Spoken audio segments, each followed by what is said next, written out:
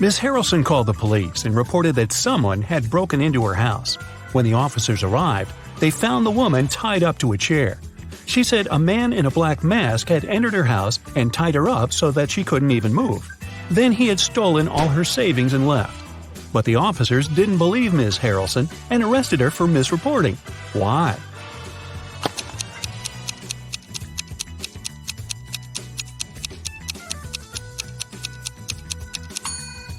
If the woman couldn't move, how did she manage to call the police? It was Hazley's birthday. Her parents said that they had a present for her, but she had to find it first. To help the girl, they gave her a note that said, "Where should the girl look for her present?"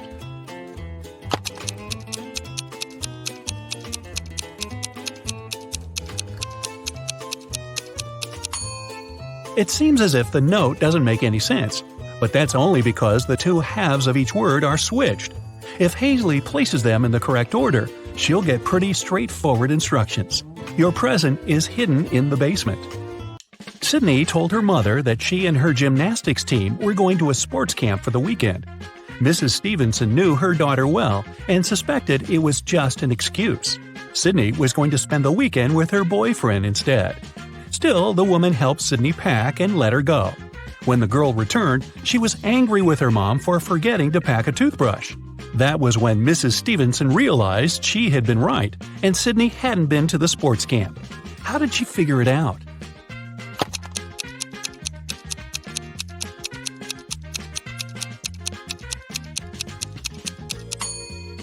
When she packed Sydney's things, she put the toothbrush in the bag with her gymnastics clothing. If her daughter had indeed been to the sports camp, she'd have opened the bag and found the toothbrush. But she didn't, which means she never used that bag. Look at these people who are doing their grocery shopping. One of them has stolen a watermelon. Can you tell who?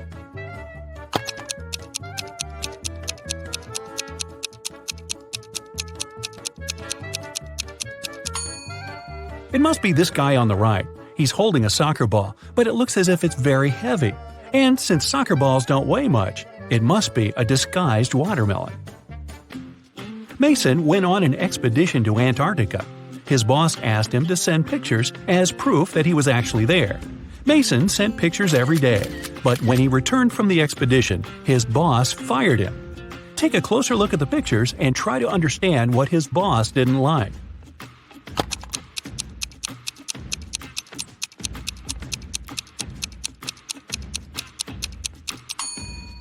Mason was sent to Antarctica, but in some pictures, you can see palm trees. No wonder the boss realized the photos were photoshopped and Mason hadn't gone there at all. An old man had extremely poor vision. He was living with his son, Mark, because he needed assistance all the time.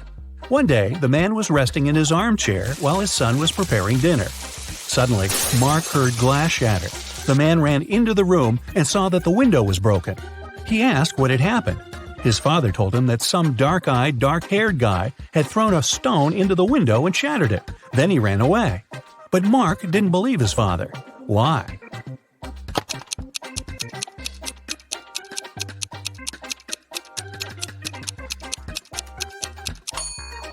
The man had extremely poor vision, and he wasn't wearing his glasses at the time of the accident. He couldn't see the guy, let alone the color of his hair and eyes. Savannah went on a business trip with her husband. In the evening, the woman didn't feel well and suddenly blacked out. When Savannah woke up a couple of hours later, she couldn't remember anything. There were two men in front of her, and both claimed to be her husband. The woman couldn't remember which of them was her real husband. Can you help her figure it out?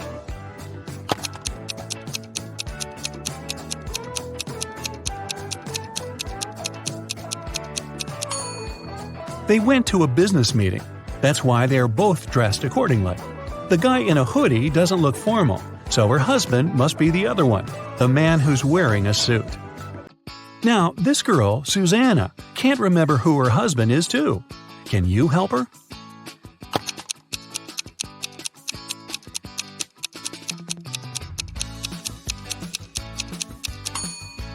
It must be this guy. Look, he's wearing a ring while the other doesn't seem to be married. Ava's parents, John and Catherine, came to the hospital to pick up the teenager. Can you tell which of these young people is their child?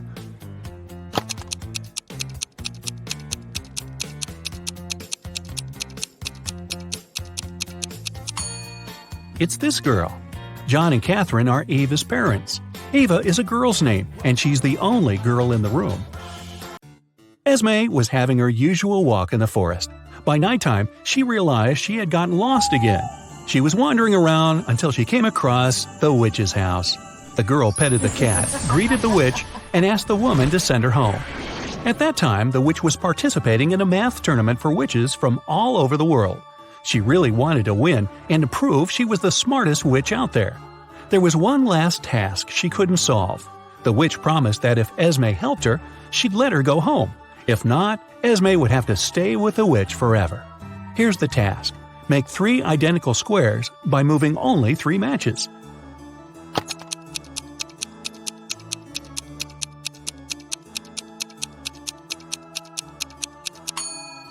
You just have to move these 3 matches over there.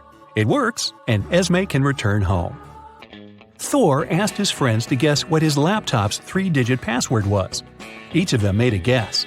The numbers they chose were 357-902-907-954. Even though no one's guess was right, every person guessed 1 digit correctly and exactly in its right place. Can you figure out Thor's passcode?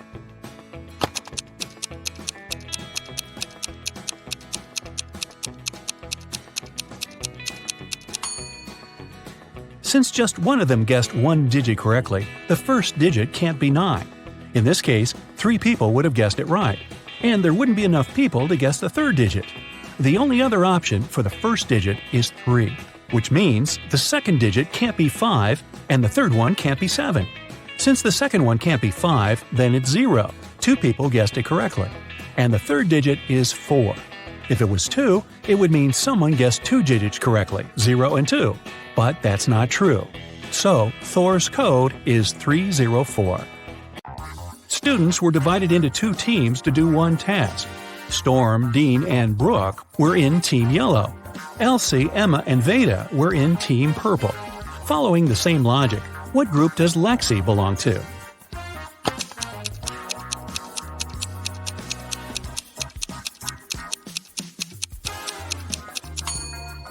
In Team Yellow, there are students whose names have just 1 syllable. In Team Purple, there are students with the names that consist of 2 syllables. Lexi's name has 2 syllables, so she belongs to Team Purple. Atlas got trapped in the attic of an old house. There are just 3 ways out, and all of them dangerous. Behind the first door, the roof and the floor are made out of magnifying glass, and the sun will burn anyone who comes in. Behind the second door, there's a room filled with poisonous gas, and the third door is hiding a hungry lion. How can Atlas escape?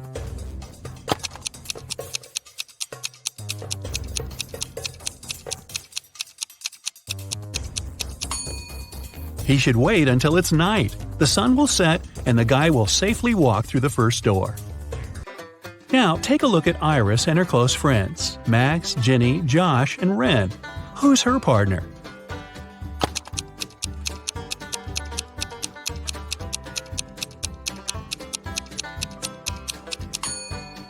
It must be Josh. Look, they have matching tattoos. On a rainy night, Dylan was driving past a bus stop. There were 3 people there: an elderly lady who was feeling unwell, a doctor who saved many lives, and Selena, a girl Dylan had been crushing on for years. Unfortunately, there was only room for 1 more person in the car. What should Dylan do?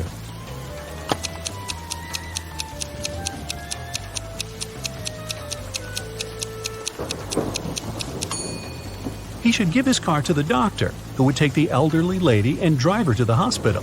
And Dylan can stay at the bus stop with the girl of his dreams. Charlie, Andy, Taylor, and Alex are all related to each other, but one of them is the opposite gender from the other 3. Here's what you know.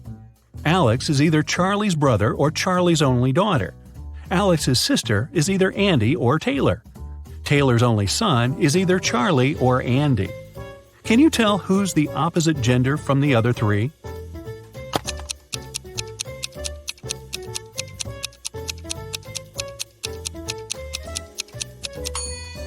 If Alex is Charlie's only daughter, then Alex cannot have a sister. It means that Alex is Charlie's brother. If Alex's sister is Andy, then Andy's a girl. And according to Fact 3, Charlie is Taylor's only son. But Alex is Charlie's brother. So we have a contradiction here. It means that Alex's sister is Taylor. So Taylor's a girl. Charlie, Alex, and Taylor are siblings. And Andy is Taylor's son. Keenan was watching TV when a detective arrived with a search warrant. The detective said that the city bank had been robbed, and Keenan was the main suspect. The man replied that he hadn't even left the house that day. He couldn't do anything. The police didn't find the money, but still arrested the man. Why?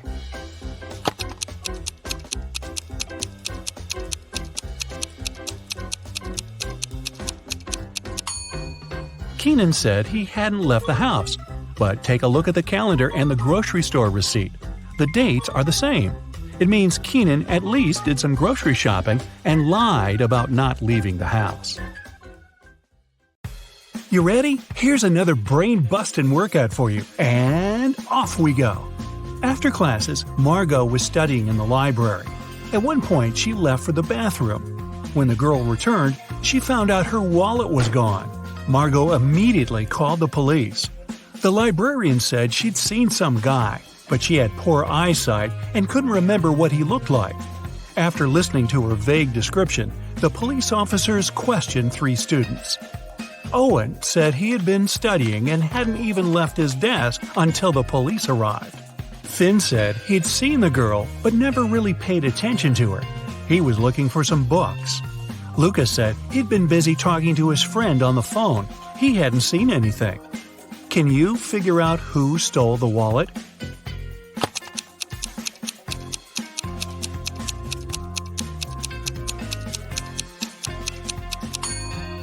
It was Luca. He said he'd been talking on the phone, but it's prohibited in the library. If he had used his phone, he'd have been immediately kicked out. So he's lying. During a casual walk deep in the forest, Esme got lost. After hours of wandering, she saw a witch's house. Esme asked the elderly woman to show her the way back. The witch refused, but she was in a good mood and offered a deal. She gave Esme 3 apples. 2 of them were poisoned and 1 was okay to eat. The girl had to pick 1 apple and bite into it. If she didn't get poisoned, the witch would show her the way home. Esme was a smart girl and managed to do it. How did she know which apple to pick?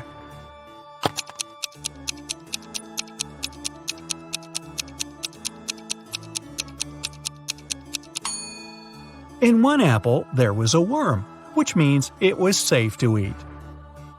A student was having an exam and he was about to fail it. The professor decided to give him 1 more chance and asked the last question.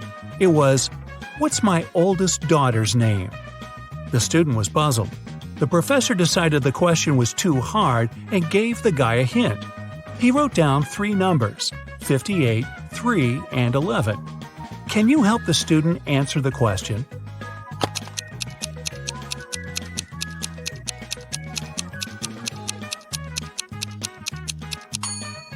It's a chemistry class. The riddle must be related to this subject. Have a look at the periodic table. The 58th element is cerium, or Ce. The 3rd element is lithium, Li. And the 11th element is sodium, or Na. If you put all of them together, you'll get the name Selena. The professor liked the game. When another student was struggling with his task, he gave him another puzzle. The man said, "I have daughters. All of them, except 2, have dark hair. All of them, except 2, have blonde hair. And all of them, except 2, have red hair. How many daughters do I have?" Can you help the student out?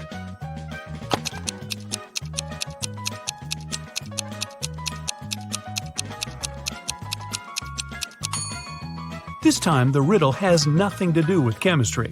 Pure logic. The professor has 3 daughters. 1 of them has dark hair, the 2nd is blonde, and the 3rd daughter has red hair. Ben was walking in the park at night when someone knocked him out and stole all his stuff. The guy went to the police. Three people, Cole, Jerry, and Bernard, were in the park at that time. They got arrested. The detective gave each of them a marker and asked them to write their names on the whiteboard. As soon as they finished, he immediately arrested the right person. Who was guilty, and how did the detective find it out?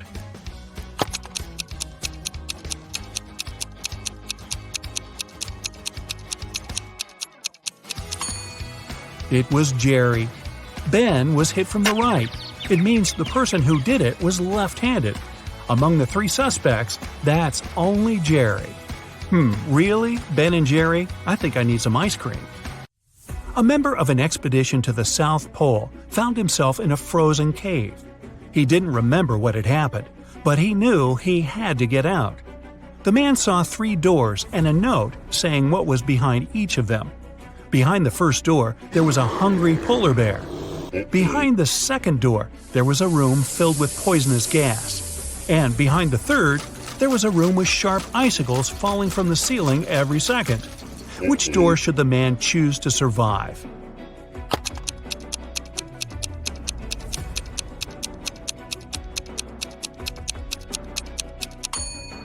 He should pick the first door. He's at the South Pole. There are no polar bears there.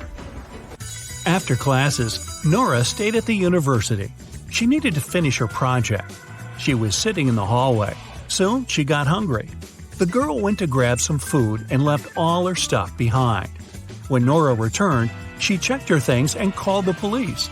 She told them what had happened and reported her wallet stolen. There were 3 other students nearby. All of them were questioned. Kennedy said she had been texting her friends. Ethan said, "I did sit close to Nora for a while, but I didn't see or touch her wallet." Gabriella said she had been in the classroom and just walked out a couple minutes before. The detective listened to them and left without arresting anyone. Why?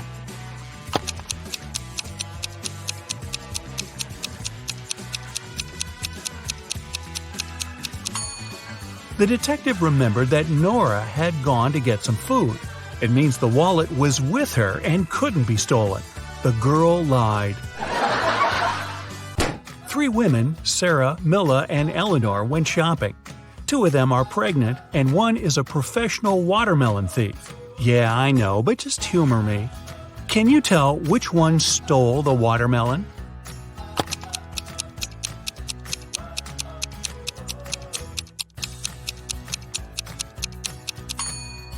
It's Milla. She's wearing heels.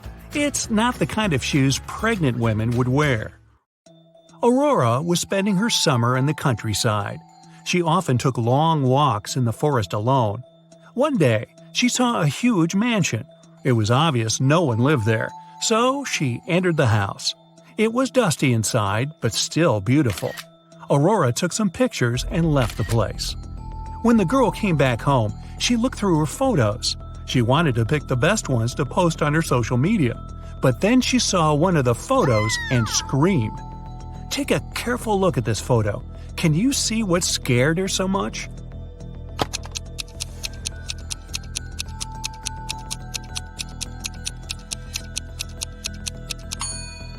Aurora noticed she, herself, was in the photo. But it's impossible. She was alone in the house. Stella and Adeline were sisters. Their grandmother once presented Adeline a bracelet. But both girls loved this piece of jewelry very much. So sometimes Stella snuck into her sister's room and borrowed the bracelet. One day, Adeline came home and noticed the bracelet was gone. She knocked on her sister's door. Stella opened the door, realized it was her sister, and shut it again. In a couple of minutes, Adeline managed to break into the room. She started searching for the bracelet. Stella told her that this time she hadn't taken Adeline's jewelry. Adeline didn't find anything and had to leave. But on her way out, she remembered something and managed to get her bracelet back. Where was it?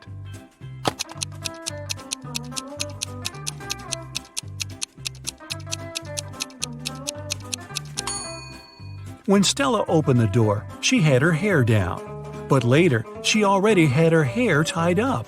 In those few minutes, she made a bun and hid the bracelet in her hair. On a rainy summer night, Mrs. Miller came home after work. Her neighbor, Mrs. Smith, visited her. The women wanted to have some tea together. Mrs. Smith said her daughter was at a party. She met one of Mrs. Miller's triplet sons there.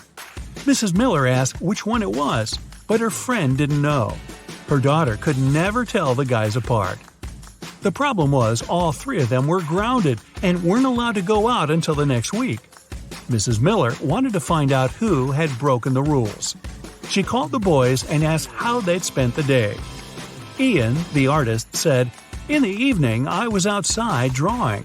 Ryan, the musician, said, "I spent all day inside writing a new song."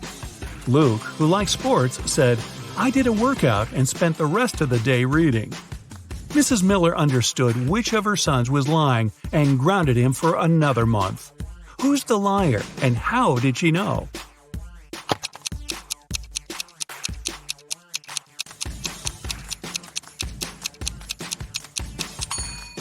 Ian lied. He said he'd been drawing outside, but it was raining. Another day, another walk in the forest, and Esme got lost again. And still, she managed to find the way to the witch's house. This time, the woman had another task for Esme. The witch gave Esme a candy bar and a knife. She was going to perform 7 tricks. After each of them, Esme had to give her 1/7 of the bar. But there was a catch. The knife was magical and could only make 2 cuts. It was also impossible to break the bar or cut it without the knife. How did Esme fulfill these conditions and return home?